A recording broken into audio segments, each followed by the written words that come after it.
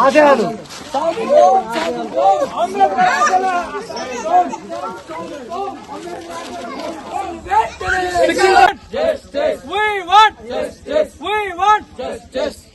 మన భారతదేశం అతి ప్రాచీన దేశం. ఆడపిల్లలకి గౌరవించే మరియు స్త్రీలను ఆరాధ్య దైవంగా కొలిచే దేశం మనది. అలాంటి దేశంలో ఈరోజు అత్యంత ఘోరమైన పాశవికమైన దారుణ సంఘటన జరిగిన కారణంగా మనం ఈ ర్యాలీ తీయడం జరిగింది. ఈ సంఘటన భారతదేశంలో కోల్కతా, పశ్చిమ బెంగాల్ కోల్కతా రాజధానిలో జరిగింది. మెడికో విద్యార్థి పాపం 36 గంటలు తన డ్యూటీ చేసుకుని తన రెస్ట్ ఆఫ్ లో తన యొక్క క్యాంపస్ లో వచ్చి రెస్ట్ తీసుకునే లోపల కొంతమంది కామాంధులు ఒక మెడికో కాలేజీలో రావడమే పెద్ద తప్పు. అలాంటిది క్యాంపస్ లో దూరి కూడా తనను అత్యంత పాశవికంగా అత్యంత క్రూరంగా మానభంగం చేసి తనను చంపి తను ఒక చాపలో చుట్టి అక్కడ పడేసి వెళ్లారు. దీనికోసం ఆ రాష్ట్ర ముఖ్యమంత్రి కూడా ఈ ఆడపిల్లకి ఇంత ఘోరం జరిగింది ఏంటి అని తను కూడా ఒక ఆడదానిగా ఒక ఆడబిడ్డగా రోడ్ల మీదకి వచ్చి తిరుగుతుందంటే భారతదేశంలో ఆడవాళ్లకి ఎంత విలువైన గుర్తింపు ఉందో మనం తెలుసుకోవాలి.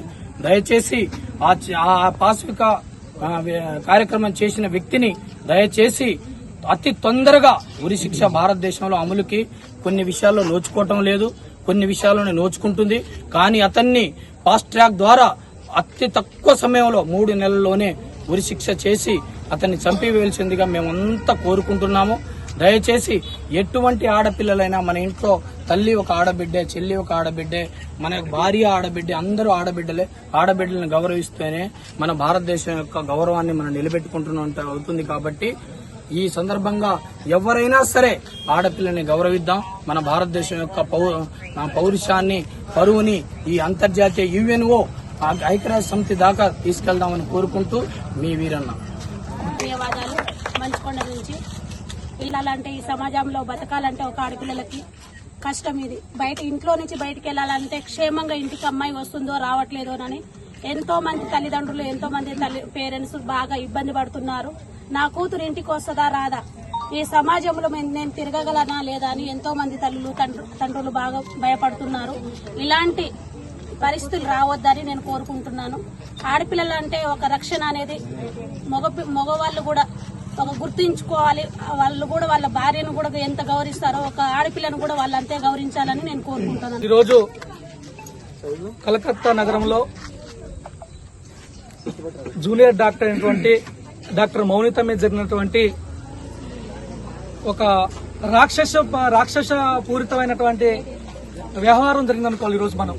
ఎందుకంటే నేటి సమాజంలో ఎంతో సేవ చేయాల్సినటువంటి ఒక ఆడపిల్ల పైన ఇలాంటి అత్యాచారం చేసినటువంటి దుర్మార్గుడిని వెంటనే శిక్షించి తీవ్రంగా వాడికి మన గతంలో కూడా చూసినాం. మనం నిర్భయ వచ్చింది, దిశ వచ్చింది, అనేక చట్టాలు వచ్చినాయి. ఏ చట్టం వచ్చినా గానీ ఇలాంటి జరుగుతూనే ఉన్నాయి. ఒకప్పుడు ప్రియాంక రెడ్డి మీద జరిగింది, గతంలో ఢిల్లీలో ఒకసారి జరిగింది. ఎన్ని జరిగినా గానీ ఈ మూర్ఖుల్లో కొంచెం కూడా చలనం లేకుండా, భయం లేకుండా పోతుంది.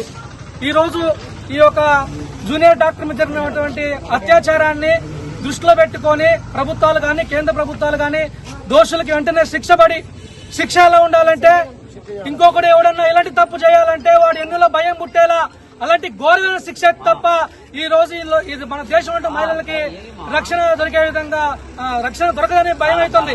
ఎందుకంటే మనకు ఒక అక్క, చెల్లె, మనకు ఒక ఆడపుత్రు ఉన్నది.